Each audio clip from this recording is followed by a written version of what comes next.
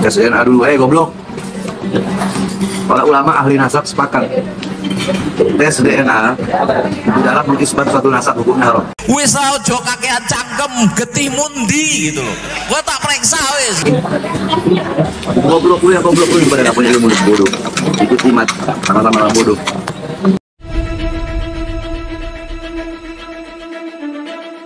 Jadi nggak usah berlama-lama, kita simak videonya.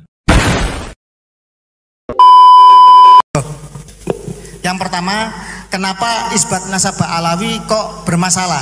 Kok sampai sekarang mereka tidak bisa menunjukkan hasil isbat dari internasional, dari narkoba internasional? Yang kedua, menyikapi framing jahat bahwa mereka sebagai cucu Nabi terus melakukan banyak penyesatan dan klaim-klaim yang berbahaya bagi kehidupan berbangsa dan bernegara. Monggo.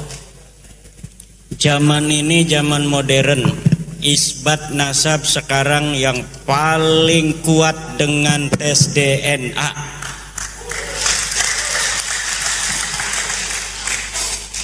Tetapi kita perlu penegasan hari ini dari peneliti BRIN yang hadir, apakah DNA Rasulullah sudah bisa terdeteksi hari ini? Artinya kalau Kiai Syarif Rahmat mau tes DNA, apakah saya keturunan Rasul bukan?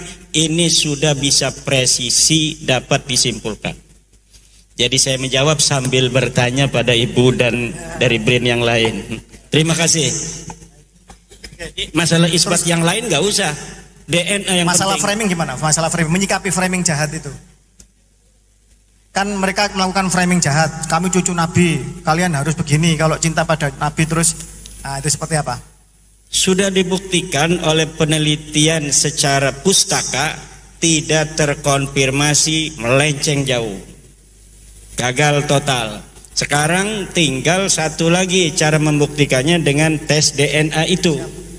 Tetapi kita ingin penegasan daripada peneliti BRIN, apakah tes DNA hari ini sudah bisa presisi untuk mengurut kita keturunan Rasul ataukah bukan. Baik. Demikian. Oke, terima kasih.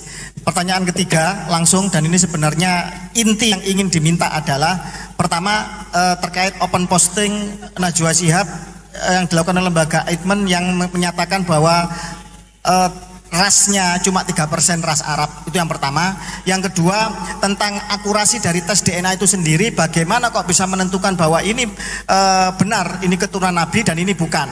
Dan tentang kenapa Pak Alawi itu gagal dan mutlak tertolak sebagai keturunan laki-laki ke Sayyidina Ali bin Abi Thalib karramallahu wajhahu. Monggo. Ini yang jawab dua orang ya. Kayaknya tadi ada yang nggak dengar bahwa SNP itu jutaan tahun bertahan. SNP-nya Imam Ali itu ditemukan. Keturunannya harus punya itu. Kalau enggak ya nasabnya batal. Anda ngaku keturunan Ali, diperiksa di lab BRIN, nggak ada penanda genetiknya Imam Ali, ya nasab Anda batal. Selesai urusan. Balawi kita datanya nggak ada, tapi kelihatan rame gitu. Kalau saya bilang moyangnya bukan satu itu. Karena begini, kalau saya haplogrupnya J saja, seluruh keturunan laki-laki saya J semua. Kalau saya G semua. Kalau Balawi maaf, rame. Berarti kakeknya nggak mungkin satu. Itu dulu, kakeknya nggak mungkin satu.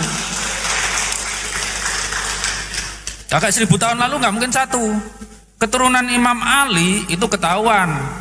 J semua keturunannya, yang bukan J ya mungkin keturunan tapi garis perempuan.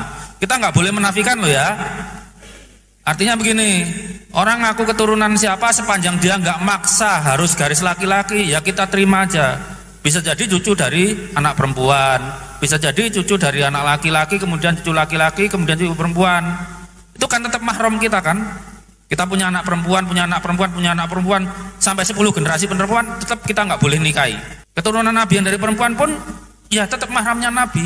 Yang masalah Ba'alawi ini kan memaksa garis laki-laki. Nah itu saya mau ke Dr. Arikem biar jelasin. Oh, Assalamualaikum warahmatullahi wabarakatuh. Tadi masalah ilmiahnya, teknisnya sudah dijelaskan oleh Pak Sugeng dan Bu Rere. Saya mencoba untuk menjelaskan secara ilmiah populer tanpa mengurangi isi ilmiahnya. Begini,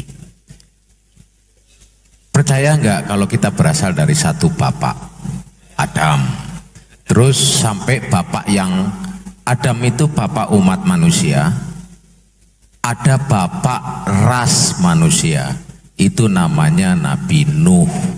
Karena pas banjir besar selesai, 3 anaknya menyebar. Ada Sam, ada Ham, dan ada Yafet, ya. Dan kemudian menyebar ke seluruh muka bumi. Muka bumi memangnya sama? Kan enggak. Ada yang padang pasir, ada yang es, ada yang hutan tropik, segala macam. Satu tidak lebih baik dari yang lain. Dan itu sudah berpisah selama ribuan tahun. Untuk mengatasi ini, Allah menganugerahkan kepada kita mekanisme untuk menjaga supaya nggak mati gitu loh. Itu menyangkut masalah penampilannya, fisiologi tubuhnya, segala macam.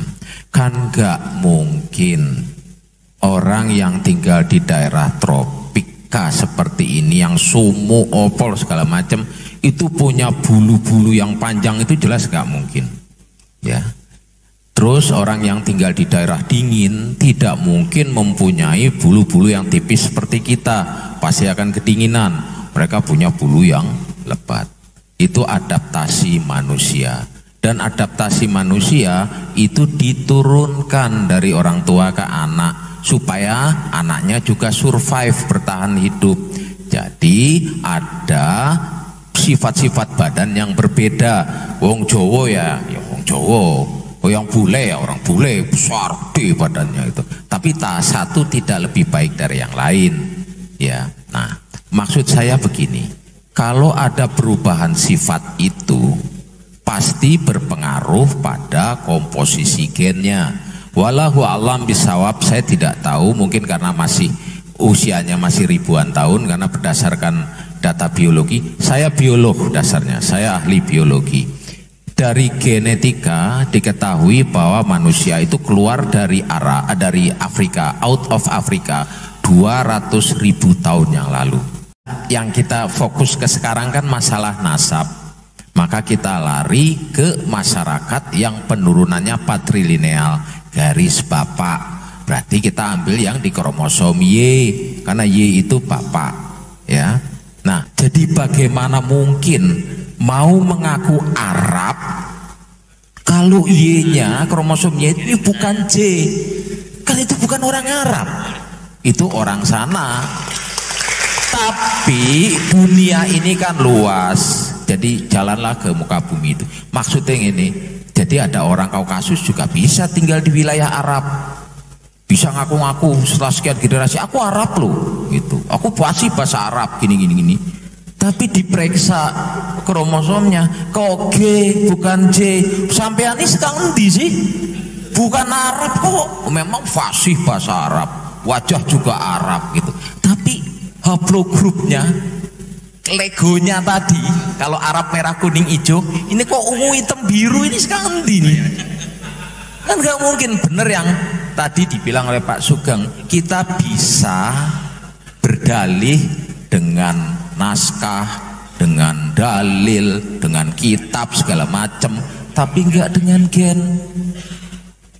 Mohon maaf, pangapunten sangat, saya ambil yang sederhana aja. Sebentar. Saya mencoba memudahkan, karena salah satu tugas ilmuwan adalah memudahkan. Bapak-bapak lihat kue-kue ini ya, macam-macam toh. Lah, sesuai dengan buatannya.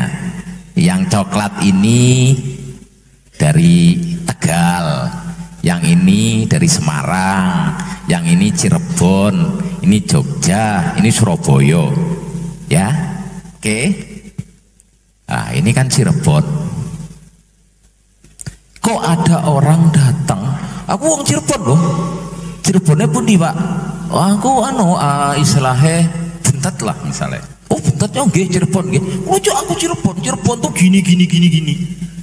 Terus wong Cirebon bilang, Mas, iku biasa enek kue ini kayak gini apa gimana Mas? Dia nggak akan nunjukin, karena kalau nunjukin gini, lu kok Cirebon begini kuenya, Cirebon tuh gini, gitu loh. Makanya orang-orang itu kalau ditanya ngaku Cirebonnya sekang buntet ke, sekang apa Pekalingganan ke apa, jelas kan Cirebon. Wong Cirebon pasti tahu Pekalingganan di mana, buntet di mana pasti tahu. Ini orang Cirebon ngaku Cirebon, wah fasih banget Cirebon. Oh Cirebon gini loh, kantor posnya di jalan ini, KUA-nya di sini, masjidnya di, pokoknya tahu banget Cirebon lah. Tapi orang Cirebon bilang, loh, Kang, kayak nggak besek ya, anak kue ini apa? Wah anak kue ini kayak gini orang Kang. Gak bakalan dia kalau dia orang Cirebon, oh ya nih, Cirebon, oh iya, tapi kuenya kayak gini. Loh, wong Cirebon kok kuenya begini? Ini kan wong Semarang. Kalau Cirebon kan kuenya gini. Makanya tadi dibilang oleh Pak Sugeng, udahlah nggak usah ribut-ribut, pakai dalil mana-mana. Ini tak periksa genotipnya, ini tak periksa gennya. Sama juga dengan tadi. Wis to Kang, ojo dalih macem-macem Kang. Angger wong Kang, angger wong Cirebon. Kayak kuene kayak opo Kang? Ligi lho, kayaknya dia nggawa besek bok. Lah aku yang nggawa besek. Aku sang Cirebon Kang, lah Cirebon Kang. Kalau dia memang orang Cirebon, dia akan bilang gini. Tapi ini enggak. Kuene gini, ini kuenya. Loh, kayak wong Semarang. Wong Cirebon ini kuenya loh. Makanya sampai kapanpun kalau orang itu betul-betul keturunan Rasul dan betul-betul genotipnya apa haplogrupnya C, dia akan ngasih, oh silahkan ambil darah saya kalau nggak percaya. Ini kan nggak ngumpet-ngumpet. Jadi ada yang dalam tanda kutip disembunyi. Lah, padahal sebenarnya simpel aja. Kalau mau ya, mereka kan takut kalau ternyata haplogrup mereka G bukan J. Jangankan keturunan Rasul, wong Arab aja bukan, gitu loh. Kan simpel. Saya tidak menuduh mereka ahlul bait atau bukan, tapi kalau memang di dalam, jadi gini, ilmuwan dan Islam kebetulan sama. Makanya di masa lalu ilmuwan di masa lalu yang fondasinya sampai sekarang tetap dipakai termasuk genetik itu ulama-ulama Islam. Al-Khawarizmi itu bapaknya optika modern. Saya botani, itu ada Al-Dinawari. Beliau menulis buku kitab Al-Hayatun atau apa Al-Nabati ya. Jadi tentang tumbuhan. Saya botanis Bu, saya mempelajari itu dan kami mengakui bahwa salah satu ilmuwan botani dunia itu adalah Ad-Dinawari. Ad-Dinawari lah yang menulis tentang apa yang di dalam bahasa Arabnya itu saya lupa namanya, yang kalau diterjemahkan intisari dari sesuatu yang penting itu apa? Pala. Beliau menulis tentang cengkeh. Cengkeh itu dan pala ini berasal dari wilayah Al-Mulk, negara dengan wilayah yang banyak rajanya, Maluku. Jadi sebelum Magelan segala macam keluyuran itu orang Islam sudah tahu, gitu loh. Makanya para ulama Muslim yang juga masih diteruskan oleh kami sampai hari ini, detik ini, adalah mengatakan ilmuwan itu boleh salah, tetapi tidak boleh bohong. Lah, ini guyonannya. Sebaliknya, orang yang jahat itu atau orang yang menyembunyikan kebenaran, semboyannya kita boleh bohong tapi nggak boleh salah kalau bohong, kan gitu.